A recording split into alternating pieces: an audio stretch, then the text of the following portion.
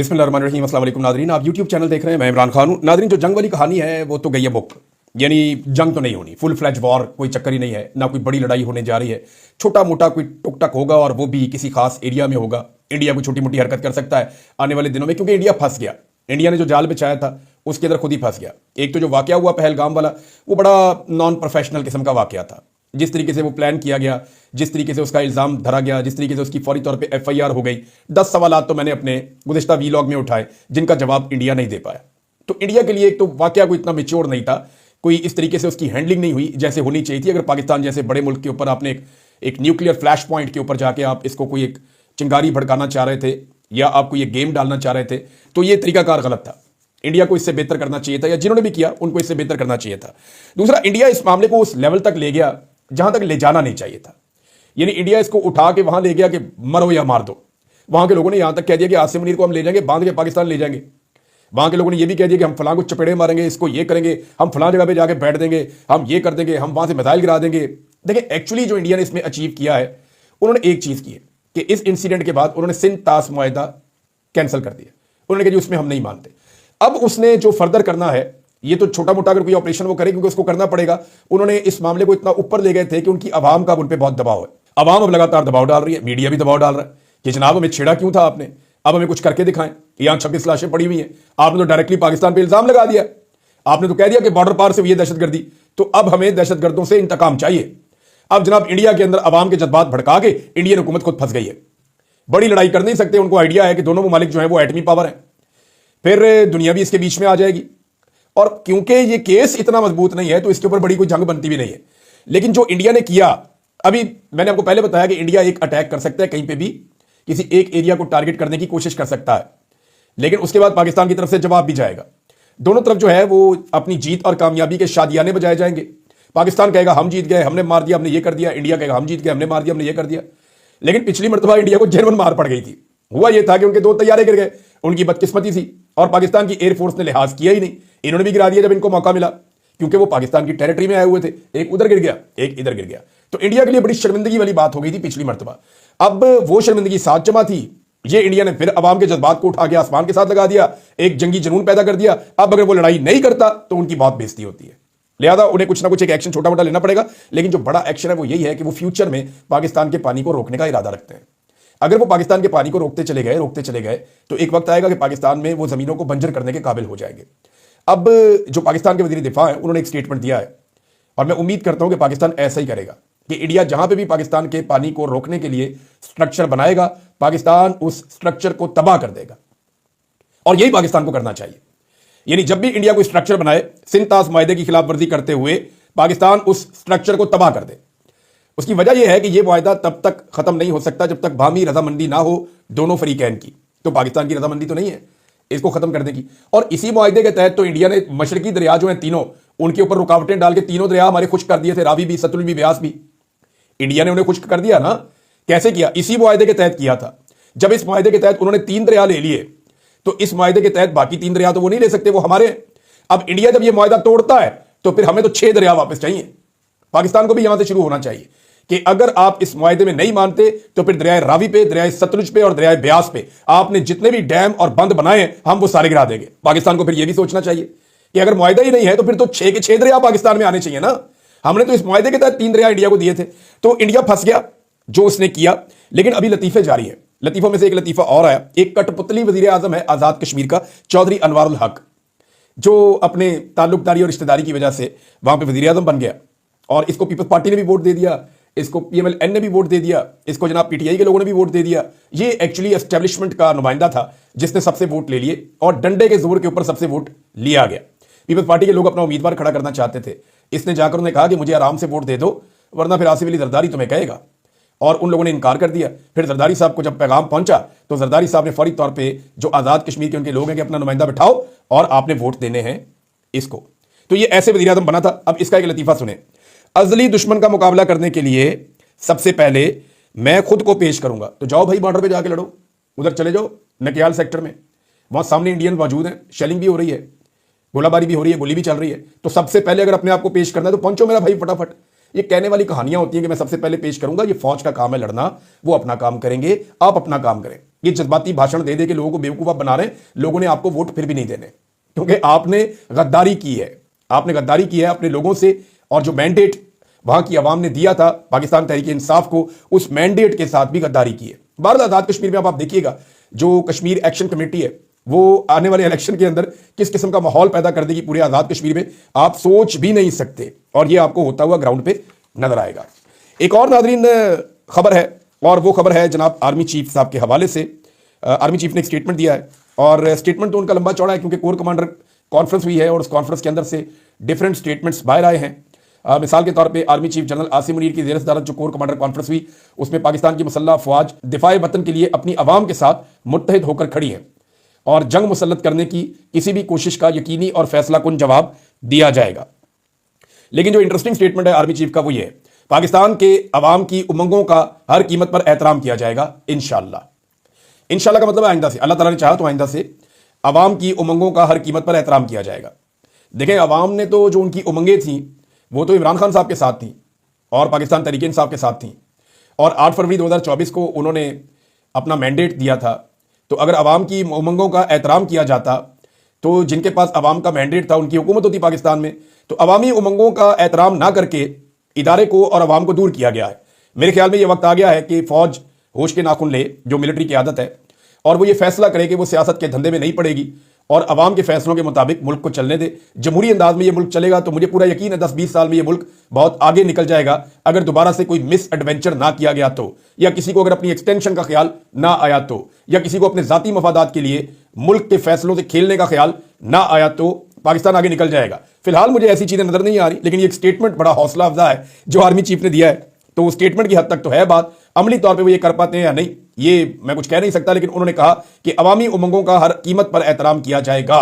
तो अवाम जो है वो तो बड़ी खुश हो जाएगी ये स्टेटमेंट सुनने के बाद, लेकिन जब ये अमली तौर पे होगा तो हम अनाउंस भी करेंगे, पाकिस्तानियों को मुबारकबाद भी देंगे और बताएंगे भी। नादरीन, बांग्लादेश से एक खबर आई है, ये बड़ी इंटरेस्टिंग है, ये मेरे पास है यहाँ पे खबर। ये भारत पाकिस्तान पर हमला करे तो बांग्लादेश भारत की 7 शुमाल मशरकी रियासतों पर हमला करके कब्जा कर दे। भारत जो है ना वहां पे एक चिकन स्नैक है। अगर आप भारत का नक्शा गौर से देखें तो आपको वहां एक चिकन स्नैक नजर आती है। एक ऐसी जगह है जहां पे भारत का वजूद बहुत पतला हो जाता है, ऊपर एक मुल्क है नीचे बांग्लादेश है। तो इस जगह से वो ये कहते हैं कि 7 रियासतों में कब्जा कर लें। ये इतना आसान नहीं है। ये major general retire Fazlur Rahman sahab Bangladesh के, उन्होंने ये बात की है, लेकिन ऐसा हो नहीं सकता मेरे ख्याल में। वहां पे भारत की बड़ी तगड़ी आवाम भी रहती है और बड़ी तगड़ी फौज भी वहां पे भारत की मौजूद है, और बांग्लादेश खुद इस वक्त जिन मसाइल का शिकार है, ऐसी सूरत हाल में उन 7 रियासतों पर कब्जा करना मुझे नहीं लगता कोई आसान होगा। ये एक स्टेटमेंट तो हो सकती है बांग्लादेश की, बांग्लादेश को भी इस वक्त कोई जंग सूट नहीं करती, और बांग्लादेश कोई एटमी मुल्क नहीं है।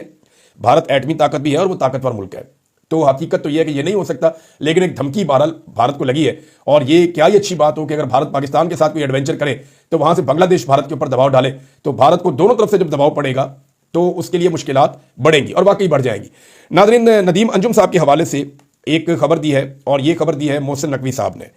और देखिए, नदीम अंजुम साहब भी एक्सटेंशन चाह रहे थे उस दौर में, मुझे कुछ लोगों ने बताया था जब उनकी रिटायरमेंट करीब आ रही थी, तो मुझे कुछ लोगों ने बताया था कि वो चाहते थे कि उनको एक्सटेंशन मिल जाए। उनके घर में एक शादी थी, उसके लिए उन्होंने अपनी रिटायरमेंट का टाइम भी थोड़ा सा आगे किया था और एक स्पेशल रिक्वेस्ट की थी गालिबन, जहाँ तक मुझे याद है।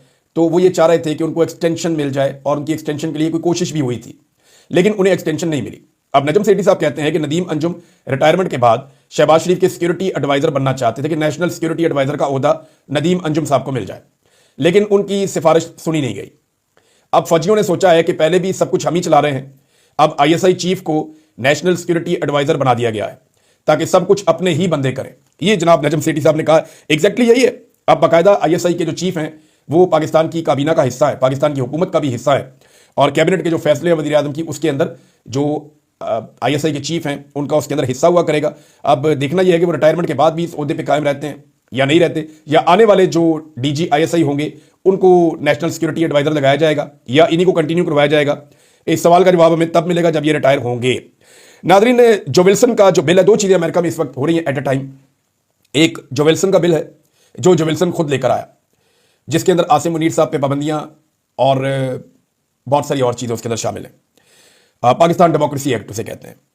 दूसरा जो एक लेटर है, जो अभी यहां से ब्रैगमैन गए वापस, जैक ब्रैगमैन, जिन्होंने आर्मी चीफ से मुलाकात भी की, ये वापस गए, इन्होंने एक लेटर लिखा डोनाल्ड ट्रंप को, जिसमें इन्होंने मोहसिन नकवी के खिलाफ भी लिखा है और साथ ही साथ इन्होंने इस लेटर के अंदर पाबंदियों का मुतालबा भी किया है।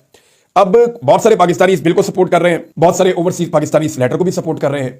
तो कुछ लोग कह रहे हैं कि इससे एक डिवाइड पैदा हो रही है, एक यूनिफाइड एफर्ट होनी चाहिए। सेम टाइम में दोनों चीजों को भी सपोर्ट किया जा सकता है, लेकिन हमें यह याद रखना पड़ेगा कि जितने फ्रंट हों सबके ऊपर कोशिश होनी चाहिए।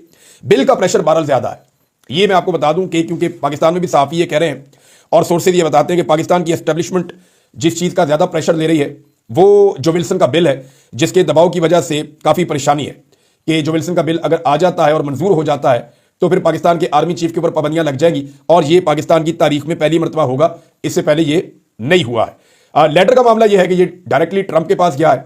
ट्रंप को पहले भी बहुत सारे लेटर लिखे गए हैं, तो मेरे ख्याल में पाकिस्तानियों को बहुत सारे फ्रंट्स पे काम करना चाहिए, लेकिन मुश्तरका तौर पे मिलकर काम करना चाहिए। जितनी कोऑर्डिनेशन बेहतर होगी उतने बेहतर अंदाज में पाकिस्तान में डेमोक्रेसी के लिए, आजादी इजहार राय के लिए, इंसानी हकूक की पामालियों को रोकने के लिए और रूल ऑफ लॉ के लिए ओवरसीज पाकिस्तानी अपना किरदार अदा कर सकेंगे। नादरीन, आजादी इजहार राय का मैंने जिक्र किया तो मैं आपके सामने रख दूं, एक नई रिपोर्ट आई है मेरे पास और ये बड़ी खौफनाक रिपोर्ट है। ये रिपोर्ट है जी प्रेस फ्रीडम इंडेक्स की, और ये रिपोर्ट क्या बताती है इसकी कुछ चीजें मैं आपके साथ शेयर करता हूं। पाकिस्तान में गुज़िश्ता एक साल में 5 सहाफ़ी कत्ल हुए, 8 शदीद जख्मी हुए, 36 मीडिया कारकुनान पर हमले हुए, 14 सहाफ़ियों के खिलाफ मुकदमात दर्ज हुए, 8 सहाफ़ियों को गिरफ्तार किया गया, 8 सहाफ़ियों को कत्ल समेत दीगर धमकियां मिली हैं। ये तो बड़ा माइनर सा डाटा है। अभी थोड़े दिन के बाद रज़ी ताहिर साहब की टीम जो है वो एक डाटा जारी करेगी, तो उसमें आपको पता चलेगा कि एक्चुअली पाकिस्तान के सहाफ़ियों के साथ हुआ क्या है। लेकिन ये जो रिपोर्ट है ये भी बहुत कुछ बता रही है। ये रिपोर्ट बता रही है कि प्रेस फ्रीडम इंडेक्स में पाकिस्तान की तनज़ली हुई है। पाकिस्तान 152वें नंबर से 158वें नंबर पर चला गया है। आलमी सहाफ़ती तंजीम रिपोर्टर्स विदाउट बॉर्डर ने 180 ममालिक में आज़ादी इज़हार राय की सूरत हाल पर नई रिपोर्ट जारी की है। पाकिस्तान की बहुत बदतरीन सूरत हाल है, 152 से उठ के 158 दर्जे पे पाकिस्तान पहुंच गया है और आज़ादी सहाफ़त पर लगने वाली कदगने तनज़ली की अहम वजह करार दी गई है। अभी इसमें जो मीडिया के बहुत सारे लोगों की फैमिलीज के उनके रिश्तेदारों के अकाउंट्स बंद किए गए हैं, वो चीज़ें अभी इसके अंदर शामिल नहीं की गई और ये चीज़ें आने वाले दिनों में शामिल होंगी। आज मेरी एक सहाफ़ी से बात हो रही थी, उन्होंने बताया कि जनाब पाकिस्तान में 34 सहाफ़ियों के नाम शॉर्टलिस्ट किए गए हैं, जिनके अपने, उनके फैमिली मेंबर्स के और उनके आसपास के जितने लोग हैं उन सबके बैंक अकाउंट सील कर दिए जाएंगे। इब्तदाई तौर पे 8 सहाफ़ियों के बैंक अकाउंट उनकी फैमिलीज के, उनके आसपास के लोगों के सील कर दिए गए हैं और मुबैना तौर पे जो बाकी लोग हैं उनके अकाउंट्स भी जल्द सील कर दिए जाएंगे। तो ये तो चल रहा है नाज़रीन पाकिस्तान में हुकूमत की तवज्जो, सहाफ़ियों के अकाउंट बंद कर रहे हैं, लेकिन इन्होंने पाकिस्तान में जो इस वक्त इकॉनमी है उसकी क्या हालत की है उस हवाले से भी मेरे पास खबर मौजूद है। लेकिन पहले एक मुजम्मल असलम साहब ने इस पे स्टेटमेंट दिया है और ये बड़ा इंपॉर्टेंट स्टेटमेंट है। मुजम्मल असलम साहब बताते हैं कि शहबाज शरीफ ने ये पाकिस्तान का वाहिद वजीर आजम होने का इन्होंने एजाज हासिल किया है, जिसने 3 सालों में IMF के 4 प्रोग्राम लिए हैं। यानी इमरान खान का IMF का एक प्रोग्राम के ऊपर ये धाड़े मार मार के रोते थे। इनका जो अर्दली मीडिया था वो छलांगे मारता था, नाच नाच के घुंघरू तोड़ देते थे, गला फाड़ किस्म की ट्रांसमिशनें वो करते थे, तत्ते तवे पे बैठ जाते थे वो सहाफ़ी और उछल उछल के बोलते थे कि इन्होंने IMF का इमरान खान साहब ने मुआहदा कर लिया। ये तो कहते थे हम खुदकुशी कर देंगे, हम जाएंगे ही नहीं। इन्होंने स्यापा डाला हुआ था पाकिस्तान में एक इमरान खान साहब जब डील कर रहे थे IMF के साथ। और अब शहबाज शरीफ पाकिस्तान की तारीख का वाहिद वजीर आजम है। मुजम्मल असलम साहब ने ये इंफॉर्मेशन शेयर की कि जिसने 3 सालों में 4 IMF प्रोग्राम लिए हैं। जब ये PDM की हुकूमत में आए तो पाकिस्तान का कर्जा, जब ये आए थे ना हुकूमत में, पाकिस्तान को उस वक्त कर्जा क्या था, 43,500 अरब रुपए था, 43,500 अरब रुपीज, बिलियन रुपीज, ये पाकिस्तान का कर्जा था। और अब ये कर्जा बढ़ के 72,000 अरब रुपए तक पहुंच चुका है। अब आप अंदाजा करें कि कितनी रफ्तार से पाकिस्तान बनने के बाद से लेकर इमरान खान साहब के दौरे हुकूमत के इख्तिताम तक लगभग 75 सालों में पाकिस्तान का कर्जा जो था वो 43,500 अरब रुपए था और सिर्फ 3 सालों के अंदर इन्होंने उसके अंदर कितना इजाफा किया, ये उसको उठाकर 72,000 अरब तक ले गए। यानी जितना कर्जा इन्होंने लिया है, पाकिस्तान ने इतनी स्पीड में कभी कर्जा नहीं लिया। जो तबाही इन्होंने फेरी है मईशत की वो कभी नहीं फेरी। और तजारती खसारा जो है वो बहुत ज़्यादा पाकिस्तान का बढ़ गया। माहाना बुनियादों के ऊपर तजारती खसारा बढ़ते बढ़ते 55.20% तक पहुंच गया है एक्सप्रेस न्यूज़ की रिपोर्ट के मुताबिक। अब आप अंदाजा करें कि किस तरीके से पाकिस्तान में तजारती खसारा बढ़ रहा है। ये खसारा होता क्या, आपकी जो इंपोर्ट आप करते हैं, दुनिया से चीज़ें मंगवाते हैं और जो चीज़ें आप दुनिया को भेजते हैं, उनके बीच में जब गैप पैदा हो जाए तो ये तजारती खसारा होता है और ये किसी भी मुल्क के लिए बहुत नुकसानदेह चीज़ है। अब हो ये रहा है कि हम जो एक्सपोर्ट्स कर रहे हैं दुनिया में वो लगातार कम होती चली जा रही है। जो चीज़ें हम बाहर भेज रहे हैं उसमें जो अभी मजीद कमी हुई है 19.05% तनजली हुई है और इससे 2 अरब 14 करोड़ 10 लाख डॉलर्स तक ये पहुंची हैं, जो बहुत कम हो गई है। अदादोशुमार के मुताबिक, इस सरकारी अदादोशुमार है, वफाकी इदारा शुमारियात, उनके सरकारी अदादोशुमार है। मैं अपने से कोई बात नहीं कर रहा, मैं यहां से पढ़ के आपको सरकारी जो अदादोशुमार है वहां से पढ़ के सुना रहा हूं।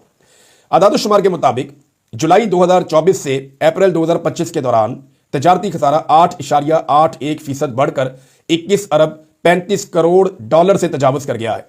अदादोशुमार के मुताबिक अप्रैल में सालाना बुनियाद पर तजारती खसारे में 35.79% का इजाफा हुआ है और माहाना बुनियाद पर बरामदात में 19.5% कमी हुई है। अब आप अंदाजा करें कि इन्होंने पाकिस्तान की मईशत को कैसे गड़े में फेंका और कैसा तबाह किया है। नाज़रीन, एजाज चौधरी साहब की जमानत हो गई है, सुप्रीम कोर्ट ऑफ पाकिस्तान से उनकी जमानत हुई है। मियां अली अशफाक साहब से बात हुई तो वो, क्योंकि एजाज चौधरी साहब के वकील हैं, सुप्रीम कोर्ट से उनको बेल मिली है 9 मई वाले केस में। आप अंदाजा करें कि 2 साल गुजरने के बाद एक शख्स को जो बेगुनाह जेल के अंदर बंद है, 2 साल गुजरने के बाद उसको सुप्रीम कोर्ट ऑफ पाकिस्तान में पहुंच के बेल मिली है इस मामले में। इसका इंपैक्ट तो ये आना चाहिए कि शाह महमूद कुरैशी साहब, यास्मीन राशिद साहिबा, उमर चीमा, महमूद रशीद साहब और बाकी लोगों को भी बेल मिले और उनके ऊपर भी ये मुकदमा खत्म हो, ताकि वो बाहर आए और नॉर्मल जिंदगी शुरू करें। इन्हें जेलों में भर के किसकी अना को तस्कीन मिल रही है, तबाही फेर दी है बेचारों के साथ। वहां जजेस भी परेशान हो गए, सर पकड़ के बैठ गए कि ये कितना जुल्म किया है इन्होंने एक बीमार आदमी को, और वो भी शेर का बच्चा डट के बैठा हुआ था। एजाज चौधरी हो गए या बाकी लोग हो गए, वो कहते हैं मसला ही कोई नहीं, हम और जेल काट लेंगे। अभी भी एजाज चौधरी के ऊपर बहुत सारे मुकदमे बनाए हुए हैं और उनके बकौल या अली अशफाक के बकौल वो कह रहे हैं जी ये सबसे मुश्किल एक काम था, हमने ये कर लिया है, अब हम जल्दी से इनकी जमानतें करवाएंगे बाकी मुकदमात में जिनमें भी गिरफ्तारी डाली जाएगी और हम एजाज चौधरी साहब को जो है वो जल्दी रिहा करवाएंगे। उनकी रिहाई के बाद बाकी लोगों की रिहाई के इम्कानात भी बढ़ जाएंगे। आसिफ अली जरदारी ने एक स्टेटमेंट दिया नाज़रीन कि मीडिया को बेआवाज लोगों की आवाज बनना चाहिए। अंदाजा करें आप, ये जरदारी साहब कह रहे हैं कि बेआवाज लोगों की आवाज मीडिया को बनना चाहिए। इमरान खान की आवाज तो आप सुनाते ही नहीं। अब जो मीडिया इमरान खान की आवाज बनता है, यानी बेआवाज आदमी इमरान खान ही है ना, जिसकी आवाज चलाने पे मीडिया में पाबंदी है। तो इमरान खान को बोलने का हक दीजिए, मीडिया को खुल के उसका नाम लेने का, उसकी तस्वीर दिखाने का हक दीजिए। आप सदर है पाकिस्तान के। मारंग बलोच, उसको बेआवाज किया गया है, उसे बोलने का हक दीजिए। किसान पाकिस्तान का बेआवाज बेचारा, उसको तबाह बर्बाद किया गया है। मीडिया को उसके लिए आवाज उठानी चाहिए, सरकारी मुलाजमीन के लिए आवाज उठानी चाहिए। महकमा सेहत पंजाब में जो मुलाजमीन बेचारे एहतजाज करते हैं, रोते हैं, पिटते हैं, कितने परेशान हैं वो कि उन्होंने पहले जो है वो आउटडोर बंद किए और अब उन्होंने इंडोर बंद करने का ऐलान कर दिया और हुकूमत बजाय उनसे बात करने के अब किराए के डॉक्टर लेकर आ रही है, इश्तिहार जारी कर दिया कि जनाब आप आए और आकर हमारे आउटडोर और इंडोर चलाएं। पाकिस्तान के अंदर पहले ही डॉक्टरों की किल्लत है, डॉक्टर पाकिस्तान छोड़ छोड़ के बाहर जा रहे हैं। यहाँ जहां मैं बैठा हूं, बाहर निकलता हूं, जो बंदा मुझे मिलता है, मैं डॉक्टर हूं जी, मैं वकील हूं जी, मैं बिजनेसमैन हूं, मैं यहाँ पे, हर बंदा यहाँ पे जो है वो काबिल आदमी पहुंचा हुआ है और वो आके यहाँ पे कहते हैं जी, कोई कहता है 6 महीने पहले आया हूं, कोई कहता है जी मैं 1 साल पहले आया हूं, कोई कहता है जी मैं 2 महीने पहले आया हूं। सारे मायूस होकर पाकिस्तान छोड़ के यहाँ पे पहुंचे हुए। मैं हर एक को हौसला देता हूं, लेकिन कब तक दूंगा। वो लोग कहते हैं जनाब हम मायूस हो गए पाकिस्तान के निजाम से, वहां पे इंसाफ मिल ही नहीं सकता, वो लोग ये बात कर रहे हैं। बहरहाल जरदारी साहब ने एक बात की है, इलेक्शन कमीशन के खिलाफ खैबर पख्तूनख्वा में, पेशावर में पाकिस्तान तहरीक इंसाफ ने नाज़रीन एहतजाज किया। देखिए इससे कोई फर्क नहीं पड़ेगा, इलेक्शन कमीशन के खिलाफ काहे को एहतजाज करते हैं। धांधली तो आपको आरओज ने करके दी है। ये इलेक्शन आरओज का इलेक्शन था, जो ब्यूरोक्रेसी आरओज बन गई थी और उन्होंने धांधली की है। वो तो सारे आज भी मौजें कर रहे हैं खैबर पख्तूनख्वा में, बेहतरीन जगहों पे लगे हुए हैं, बेहतरीन ड्यूटियां कर रहे हैं, अच्छी अच्छी पोस्टिंग्स को वो इंजॉय कर रहे हैं अली अमीन गंडापुर के अंडर में। तो जब आप जो मेन कल्प्रेट है जिसने धांधली करके इलेक्शन कमीशन तक गलत डाटा पहुंचाया, जिस आरओ ने गलत data election commission of Pakistan को पहुंचाया फॉर्म 47, वो आरओ आपने काबू करना था, उस आरओ को आपने निशाने इबरत बनाना था। एक बंदे को काबू करके उससे एतराफ जुर्म नहीं करवा सके। हालांकि इनकी एक सूबे में हुकूमत है और एक बंदा जो खुद सामने आ गया था, पिंडी का कमिश्नर, वो बेचारा तब से गायब है, आज तक पता नहीं चलता। नाज़रीन बाकी चीजें बाद में करते हैं, अब तक के लिए इतनी, अपना ख्याल रखिएगा, अपने चैनल का भी। अल्लाह हाफिज़।